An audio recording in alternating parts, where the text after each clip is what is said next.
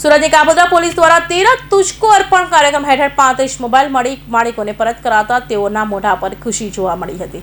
સુરતમાં ગુમ થયેલા કે ચોરાયેલા મોબાઈલ સહિતની વસ્તુઓ મળ્યા બાદ મૂળ માલિકને પરત લેવા માટે કોર્ટના ધક્કા ખાવા ન પડે તે માટે કોર્ટના આદેશથી પોલીસ મૂળ માલિકોને તેઓની વસ્તુઓ પરત કરે છે।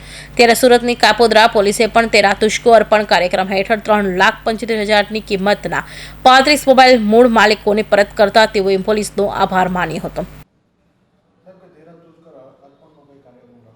जी આજરોજ કાપોદ્રા પોલીસ સ્ટેશન ખાતે મહેરબાન પોલીસ કમિશનર સાહેબની સૂચના અને માર્ગદર્શન અનુસાર 13 તુજકો અર્પણનો કાર્યક્રમ રાખવામાં આવેલો।